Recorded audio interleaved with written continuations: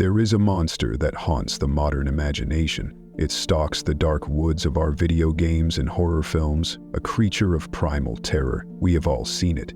A towering beast with the skull of a deer for a head, its antlers branching towards the sky like dead trees. It is a symbol of the savage, untamed wilderness. A monster of claws and supernatural speed. We have given it a name, borrowed from a language we do not speak, and we call it the Wendigo. Welcome to the Purple Files. If you enjoy our videos, please consider subscribing to the channel. Let's get right to it. But this creature, this antlered phantom that has become so famous in the 21st century, is a shadow.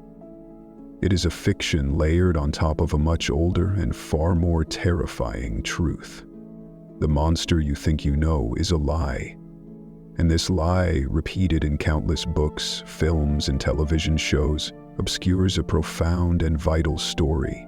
It buries a warning that was never meant to be forgotten. This film is a journey to reclaim that story. We will peel back the layers of pop culture distortion to uncover a spirit that is not a simple beast, but a complex and horrifying mirror to humanity itself. The real story of the Wendigo does not belong to Hollywood. It belongs to the Anishinaabe, the Cree, the Naskapi, and other Algonquian-speaking peoples of North America. For countless generations, they have told this story not for entertainment, but for survival. It is a story born from the harsh reality of the northern forests, from the biting cold of endless winters, and from the ever-present threat of famine.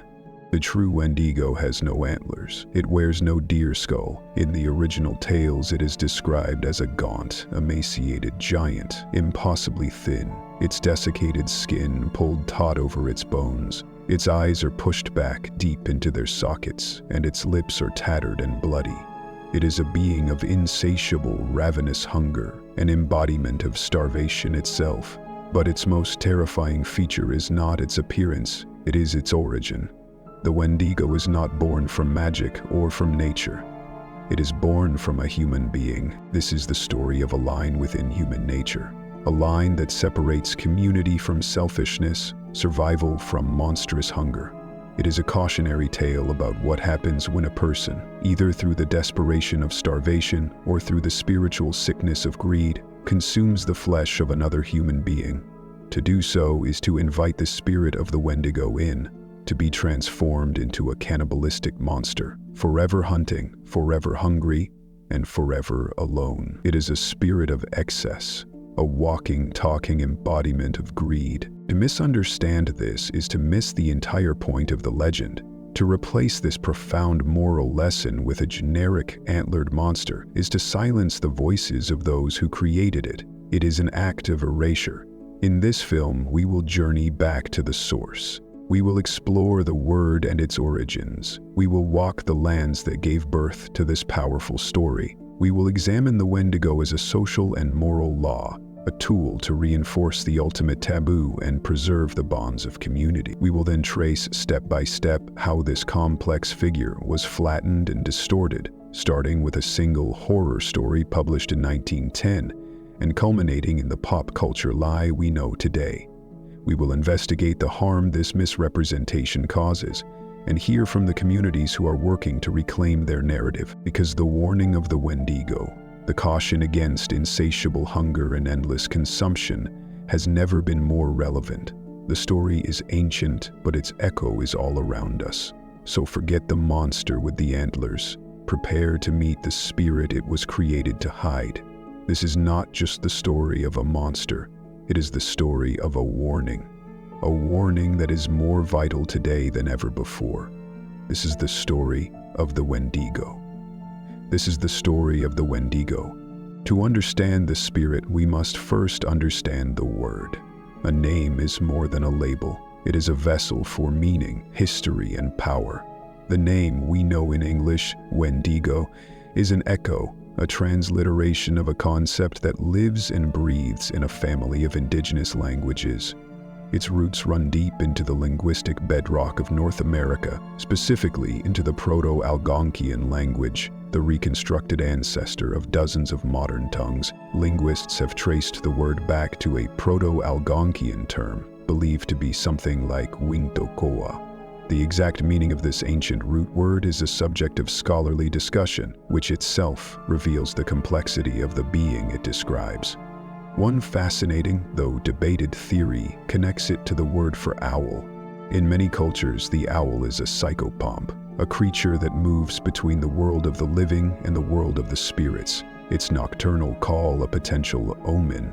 This connection, while not definitive, paints a picture of a creature tied to the darkness, to solitude, and to the supernatural. However, a more direct and widely accepted interpretation points to roots signifying evil, monstrosity, or excess. The name itself is a diagnosis.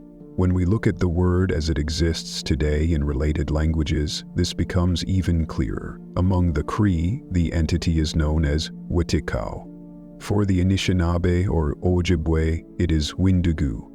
The Naskapi call it Wetikau. These are not merely different spellings of the same name, they are distinct, living words in distinct living languages, each carrying subtle nuances, but all pointing to the same horrifying concept: a malevolent, cannibalistic being that was once human.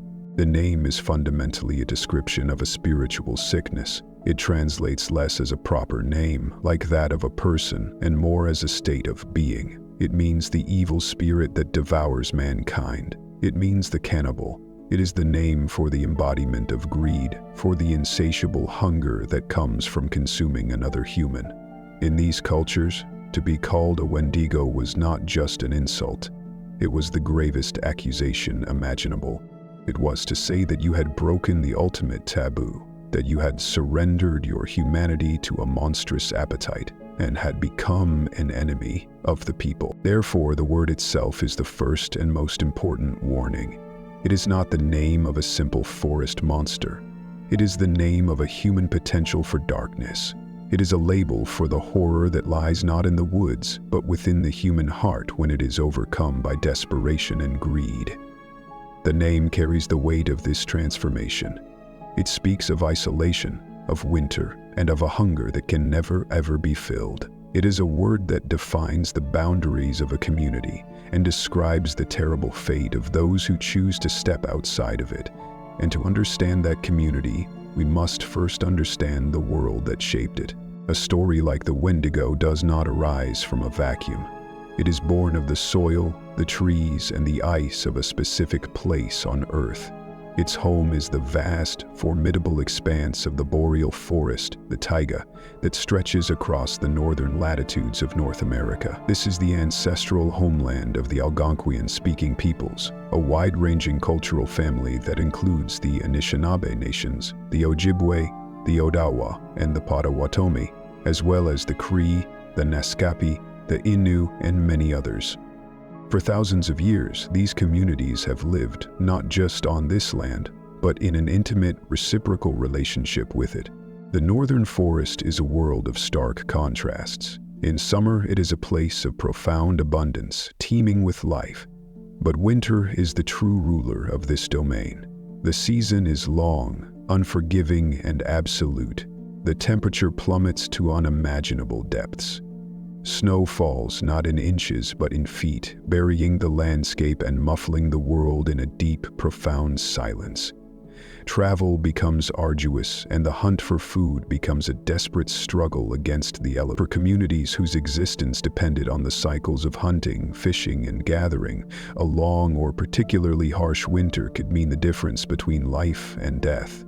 Famine was not an abstract concept. It was a recurring historical reality. It is from this reality that the Wendigo emerges. It is the personification of winter's cruelty. It is the embodiment of the starvation that stalks the edge of a winter camp. The legend is a direct product of this environment, a narrative tool shaped by the very real threat of an empty storehouse and a silent, snowbound forest. The isolation imposed by the geography is key. Families or small groups could be cut off for months, their survival dependent entirely on their own resources and their unwavering commitment to one another. In this context, the strength of the community was the ultimate survival technology. Sharing, rationing, and mutual support were not simply virtues, they were the essential laws of life. Hoarding food, acting with selfish greed, or prioritizing one's own survival at the expense of the group was a direct threat to everyone. The Wendigo, therefore, is the ultimate cautionary tale against this kind of antisocial behavior. It is the spirit of the lonely winter, the hunger that drives a person mad, the monstrous consequence of breaking the sacred trust that holds a community together in the face of the unforgiving cold. The land is not merely a setting for the story, it is the force that created the need for the story to exist. Before we go any further, we must perform an act of unlearning. We must set aside the modern monster, the creature with the head of a stag, the branching antlers, the werewolf-like body covered in fur. These are the inventions of 20th century horror writers and 21st century filmmakers. They are powerful images, but they are a mask. To find the true form of the Wendigo, we must look to the oral traditions, to the stories told around the fire in the dead of winter, and what we find there is something far more human and infinitely more disturbing. The authentic Wendigo is a portrait of starvation given monstrous form. It is almost always described as a giant, towering over the trees. But this is not the robust, powerful size of a mythical titan. It is a grotesque, emaciated height. Its body is skeletal, impossibly thin, with skin the color of ashen gray, stretched so tightly over its bones that they threaten to rip through. Some traditions say its skin is translucent, allowing one to see the dark, corrupted organs within. It is a walking corpse, animated by a single, burning need. Its face is the stuff of nightmares, precisely because it was once human. The eyes are pushed back deep into their sockets, glowing with a cold, malevolent light, like dying embers in a deep pit. Its lips, if it has them at all, are shredded and bloody, chewed away by its own insatiable hunger, exposing a set of jagged, broken teeth. It moves with a terrifying, unnatural speed, yet it is forever weak with famine. Its most defining feature is a paradox. Despite its constant consumption of human flesh, it never gains weight. Instead, with every victim it devours, it grows taller and its hunger grows stronger. It is a cycle of ever-increasing size and ever-increasing starvation. The more it eats, the hungrier it becomes. At the core of this creature is a heart of ice. The transformation from human to Wendigo is a process of freezing from the inside out, where all human warmth, compassion, and empathy are replaced by a solid block of frozen malice. This is why it is immune to the bitter cold of its environment. It is the cold. It is often said to be accompanied by the scent of death and decay, the foul odor of rotting meat, and perhaps most chillingly, it is a mimic. It can imitate the cries of a woman or a baby, a perfect lure to draw concerned and compassionate people out from the safety of their homes and into the darkness of the woods. The true form of the Wendigo is not a beast. It is a human being twisted and magnified by a spiritual disease. It is a walking, breathing allegory for the horrors of famine and the corrosive nature of greed. The Wendigo is more than a monster from a ghost story. It is a law. In societies that did not write their legislation in books, law was encoded in narrative, in ceremony, and in shared belief. The story of the Wendigo is one of the most powerful examples of this. It is a living law that serves one primary function: to protect the integrity of the community by defining its greatest enemy. And that enemy is not an external beast, but an internal corruption. Insatiable greed. Within the Algonquian worldview, there are two primary paths to becoming a Wendigo. The first is through desperation. A hunter, lost and starving in the deep of winter, who makes the horrific choice to consume a deceased companion to survive. This is seen as a tragedy, a fall born of terrible circumstance. But the second path is seen as far more sinister. This is the path of the sorcerer, the individual who actively seeks out the power of the Wendigo, who performs dark rituals, or who willingly chooses to consume human flesh to gain strength and supernatural abilities. This is the path of pure greed. This second path reveals the story's true social function. The Wendigo is the ultimate symbol of consumption without reciprocity.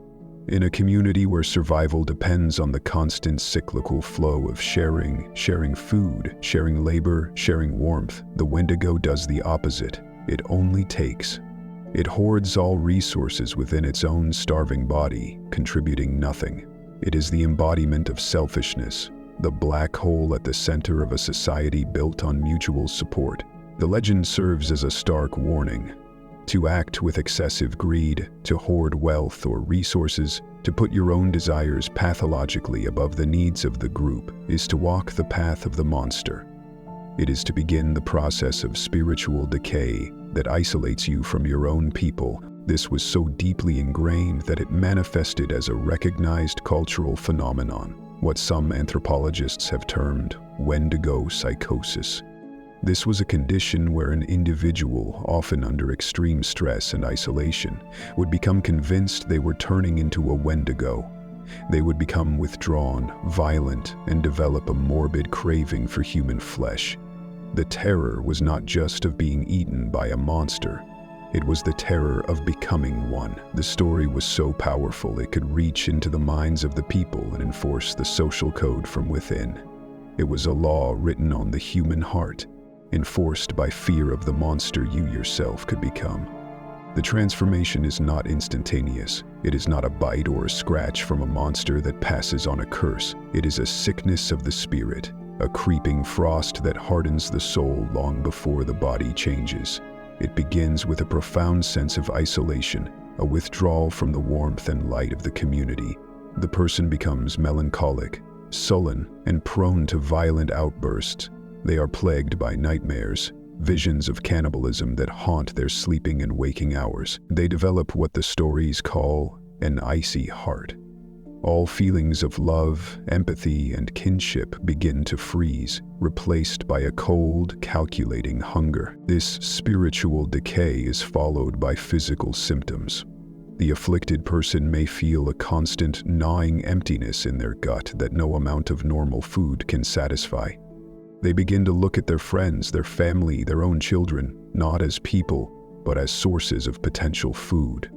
Their gaze changes. The human connection is severed, and they see only meat. This is the true horror of the transformation, the internal struggle of the person who feels this monstrous change happening within them. They are a prisoner in their own body, watching as a malevolent spirit systematically dismantles their humanity. The point of no return, the moment the human is lost forever, is the first act of cannibalism. Whether driven by the desperation of famine or the lust for power, this act seals their fate. The spirit of the Wendigo, which had been circling, waiting, now takes full possession. This is when the dramatic physical changes begin.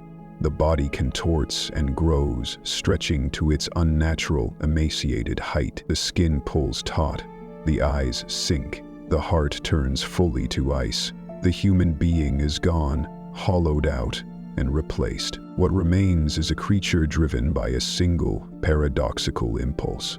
Its hunger is now infinite. The act that was meant to satisfy it has only made it exponentially worse. The Wendigo is now trapped in an endless, agonizing loop of consumption and starvation. It is doomed to wander the frozen wastes, forever seeking to fill an emptiness that cannot be filled, bringing death and terror wherever it goes. It is the ultimate loneliness. The transformation is complete not when the body changes, but when the soul is utterly and irrevocably alone. At the heart of the Wendigo story lies the most profound and universal of human taboos, cannibalism. To consume the flesh of one's own kind is a line that, once crossed, irrevocably changes a person. But the genius of the Wendigo narrative is that it does not treat this act as a simple black and white evil. Instead, it exists in a gray zone of terrible necessity, making the story a complex meditation on survival itself. The legend acknowledges a grim truth of life in the unforgiving North. There were times when starvation was so absolute that the only thing left to eat was the dead. This is the tragic figure of the Wendigo story, the hunter trapped by a blizzard who finds his companion has frozen to death. He is days from safety, with no food. To eat is to survive, but it is also to risk damnation. To refuse is to maintain one's humanity, but to die. The stories understand this choice. They have compassion for the person forced into this impossible situation. This act born of desperation is a fall from grace. The person who partakes may be saved from physical starvation, but they have now invited the spirit of insatiable hunger into their soul. They have tasted the ultimate forbidden knowledge, and it will haunt them, creating a spiritual sickness that, if left unchecked, will consume them entirely. This is where the line is drawn. The community could understand and perhaps even ritually cleanse a person who broke the taboo to survive a single desperate ordeal. But it could not tolerate the person who embraced it, the one who felt no remorse, the one who found they liked it, or the one who proactively murdered for food. That person was no longer a victim of circumstance.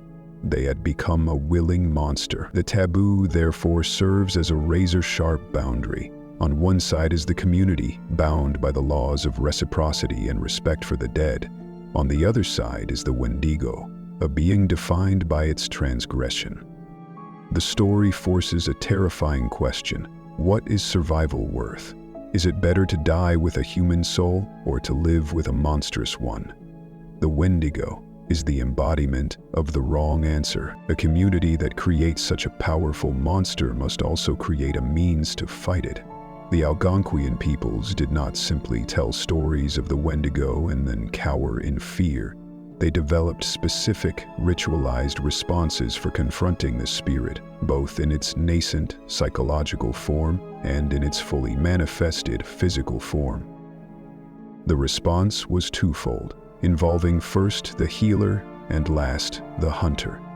When a person began to show the first signs of the spiritual sickness, the withdrawal, the nightmares, the talk of cannibalistic cravings, they were not immediately condemned. The first duty of the community was to try and save them.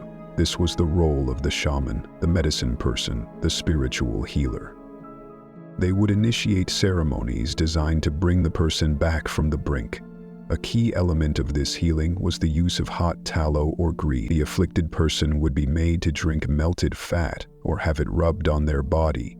The logic was symbolic and direct. If the Wendigo's heart was made of ice, then the only way to save the human within was to melt it.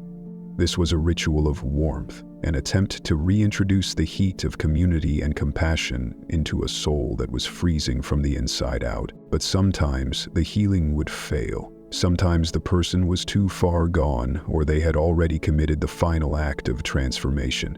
In other cases, a fully formed Wendigo, a monstrous giant from the wilderness, would begin to terrorize a region. In these moments, the community turned to a figure of immense power and respect, the Wendigo hunter. This was not a task for an ordinary warrior. A Wendigo could not be killed by normal means. The hunter had to be a person of great spiritual strength, often a shaman themselves, who knew the specific rituals required to destroy the monster.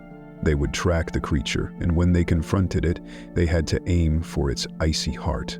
Once the Wendigo was killed, its body had to be completely dismembered and burned until nothing remained but ash. It was believed that if even a small piece of the creature was left, it could regenerate and rise again. This final, fiery destruction was the only way to ensure the community was safe and to restore the balance that the monster had threatened to destroy. Every story has a turning point, a moment when its path is irrevocably altered. For the Wendigo, that moment came in 1910. It was then that the story was lifted from the campfires and oral traditions of the Algonquian peoples and placed onto the printed page for a global, English-speaking audience.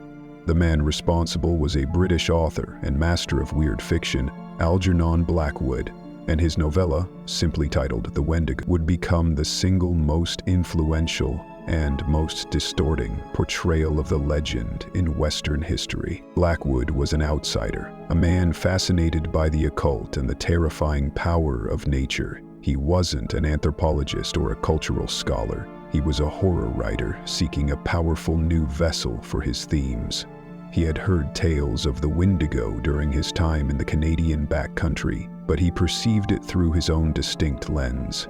He wasn't interested in the nuances of social taboos or the personification of famine. He was interested in what he called cosmic horror, the terrifying realization of humanity's insignificance in the face of a vast, ancient, and utterly indifferent universe. The Wendigo became his perfect symbol for this. His story follows a group of men on a moose hunting expedition deep in the Canadian wilderness. One of them, a French-Canadian guide named Defago, begins to act strangely, overcome by a profound call of the wild. He is eventually lured away from the campfire, seemingly abducted by a mysterious entity. The horror in Blackwood's story is not of being eaten, but of being taken. Defago is pulled up into the sky, carried at impossible speeds over the forest canopy, his feet burned and worn to stumps from being dragged.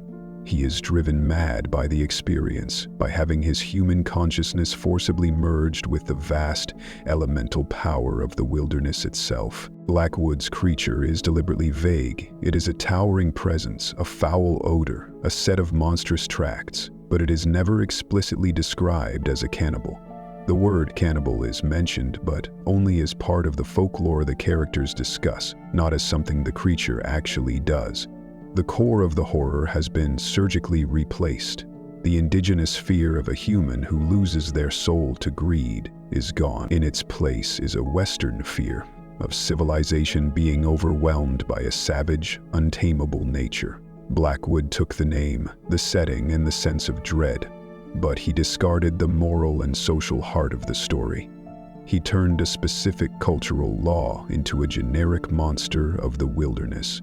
This was the first distortion, the foundational act of appropriation that opened the door for every misinterpretation that would follow. He created a compelling and terrifying monster, but in doing so, he began the process of erasing the real one. If Algernon Blackwood planted the seed of distortion, the soil of 20th and 21st century pop culture allowed it to grow into something utterly unrecognizable. We must be perfectly clear. The image of the Wendigo that dominates the modern imagination, the creature with the head of a deer or stag skull crowned with a rack of menacing antlers, is a complete and total fabrication. It has no basis in any authentic Algonquian oral tradition. It is a lie, a visual fiction created by and for a non-indigenous audience, which has become so pervasive that it has almost entirely replaced the truth. So where did it come from? The antlered skull is the result of a decades-long game of cultural telephone, a confluence of lazy artistic shorthand and the search for a cool, marketable monster design. After Blackwood turned the Wendigo into a spirit of the woods, other authors like H.P. Lovecraft's contemporary August Derleth folded it into their own mythologies, further divorcing it from its origins. It became just another monster in the bestiary. When artists for magazines, books, and eventually role-playing games like Dungeons & Dragons needed to draw this forest spirit, they reached for the most obvious visual signifiers of the northern woods: deer and moose. The antlers were a simple, effective way to say creature of the forest. The skull was added to say death. The two were combined into a potent, visually striking image that had nothing to do with the original legend. Emphasizing this image festered in the background of geek culture for years, but two specific pieces of media catapulted it into the mainstream. The first was Stephen King's 1983 novel Pet Sematary. While the creature in the book is not explicitly the antlered monster, King uses the name Wendigo to describe the ancient sour spirit that haunts the burial ground, a spirit that drives men to madness and cannibalism. This hugely popular book cemented the Wendigo's status in the mind of the public as a generic, ancient evil that lives in the woods. The second, and arguably most impactful, was the 2015 survival horror video game Until Dawn. The game's primary antagonists were terrifying, fast-moving, emaciated creatures that the game explicitly called Wendigos. Their design was a direct evolution of the pop culture image: pale, gaunt humanoids with sharp claws and features. For an entire generation of gamers, this incredibly popular and visually stunning game became their primary, and in many cases only, source of information. This was the image that became a meme that spread across the internet like wildfire. It was the final, fatal step. The pop culture lie, born of convenience and creative license, had become the accepted truth, effectively overwriting the authentic, far more terrifying portrait of a starving, emaciated human. It is easy to dismiss this as simply a matter of creative license, to say it's just a monster in a movie, it's just a video game, what's the big deal? This attitude, however, fails to recognize the very real and profound harm that this kind of cultural misrepresentation causes. When a dominant culture takes a sacred or serious element from a minority culture and twists it into a piece of entertainment, it is not a victimless act. The harm is deep, and it operates on multiple levels. First, and most obviously, it is an act of erasure. The authentic Wendigo story is a complex and sophisticated cultural artifact.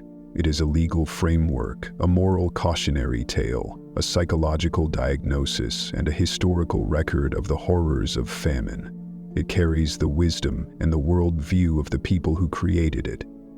To throw all of that away and replace it with a cool-looking monster with antlers is to trivialize that depth. It treats a living culture as a public domain costume shop, where anyone can take what they want, strip it of its meaning, and wear it for their own purposes. The moral of the story, a powerful warning against greed and selfishness, is completely lost, replaced by the simple, shallow thrill of a jump scare. Second, it perpetuates damaging stereotypes. The constant portrayal of indigenous beliefs as sources for monstrous, evil, and savage creatures reinforces a colonialist narrative that is centuries old. It contributes to the idea of indigenous spirituality as something primitive, dark, and superstitious, rather than the complex and valid system of belief that it is. It reduces entire cultures to a set of horror tropes. The people themselves become invisible, replaced by the monsters that Hollywood claims they believe in. Finally, and perhaps most importantly, it is deeply disrespectful. Imagine having a concept central to your people's understanding of morality and survival, a story told by your grandparents to teach you how to be a good person, become a popular monster that people get tattooed on their bodies because it looks metal. Imagine seeing that sacred story, which speaks of the ultimate taboo and the importance of community, reduced to a boss fight in a video game. This is not honoring a culture, it is desecrating it. It silences the voices of the very people the story belongs to, drowning out their truth with a louder, more marketable lie. The harm then is not just that they got the monster wrong.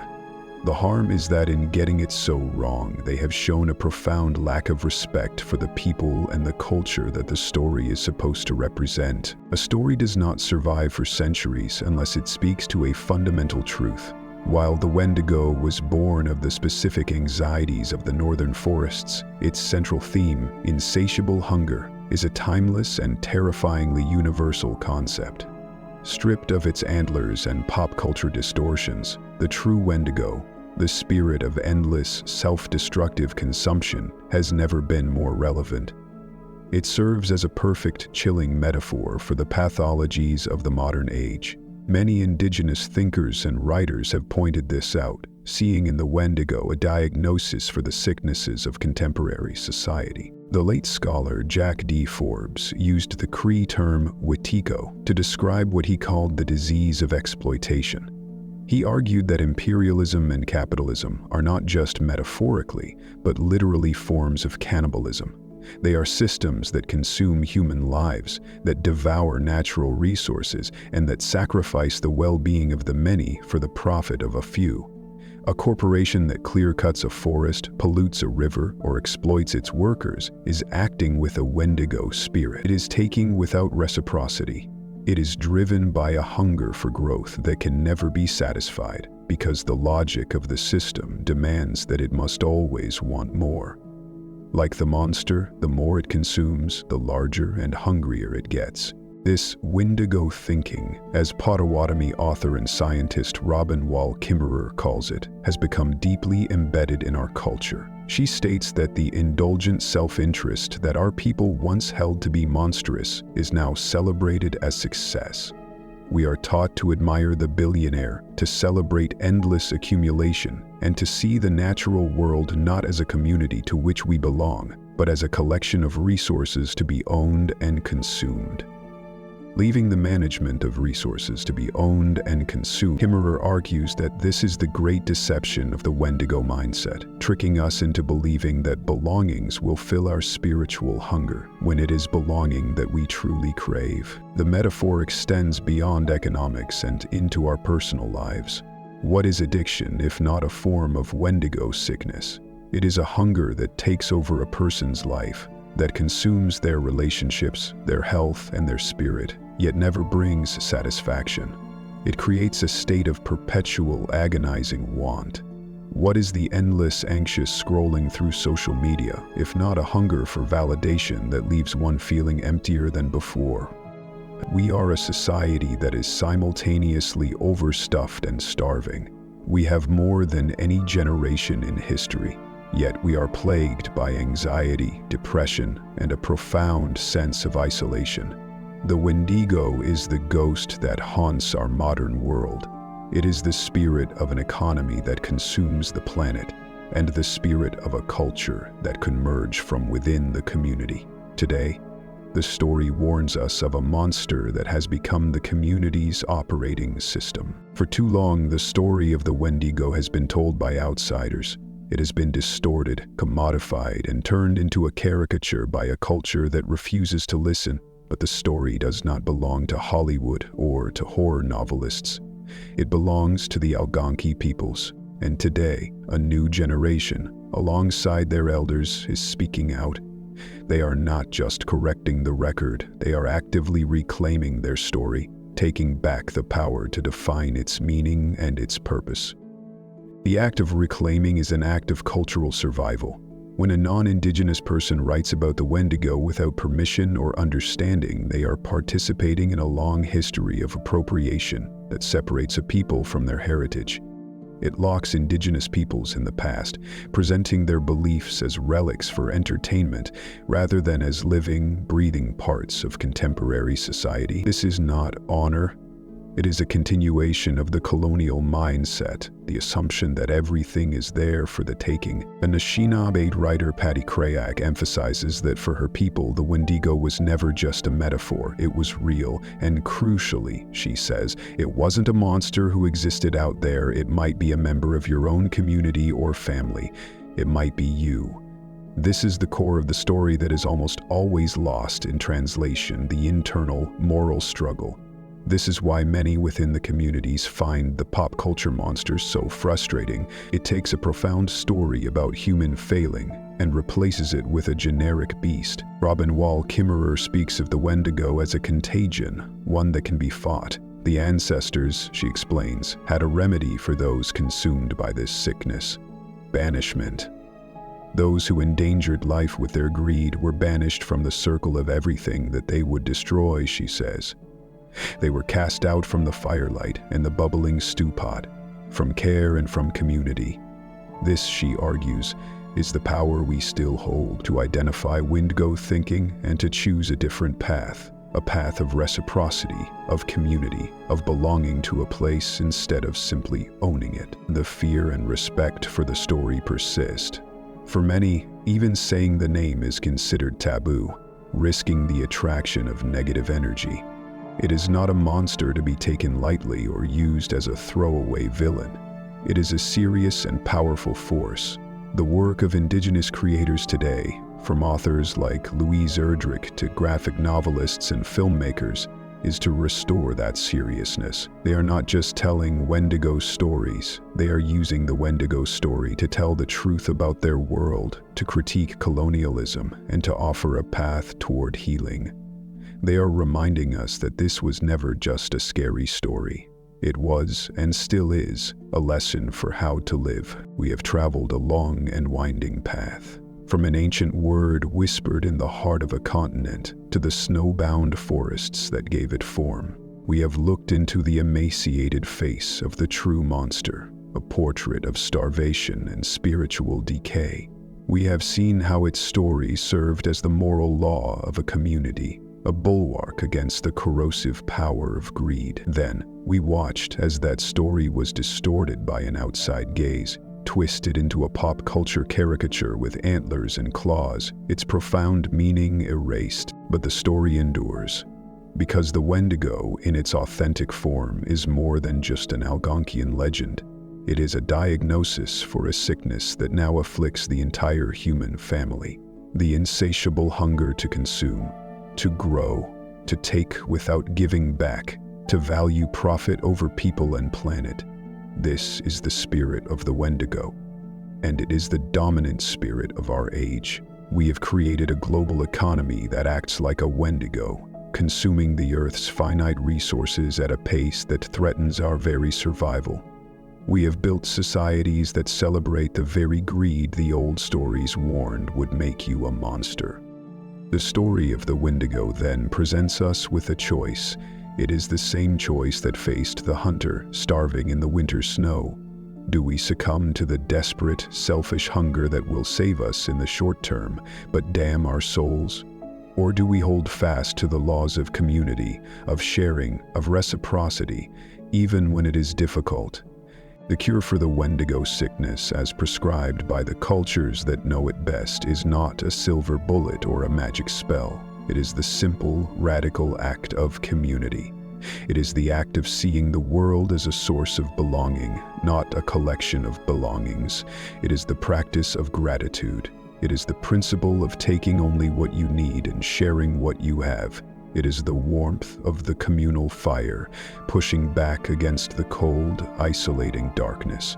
The Wendigo is not a monster that is coming for us. It is a monster that lives inside us. It is the potential for greed and selfishness that exists in every human heart. The story's enduring echo is not a scream of terror, but a clear, resonant warning. It asks us, with a voice that has carried across centuries, what kind of world do you want to live in? One where you are forever hungry, or one where you belong? That is all for today. Remember to subscribe, drop a like, and tell us what you think by leaving a comment below. Until next time.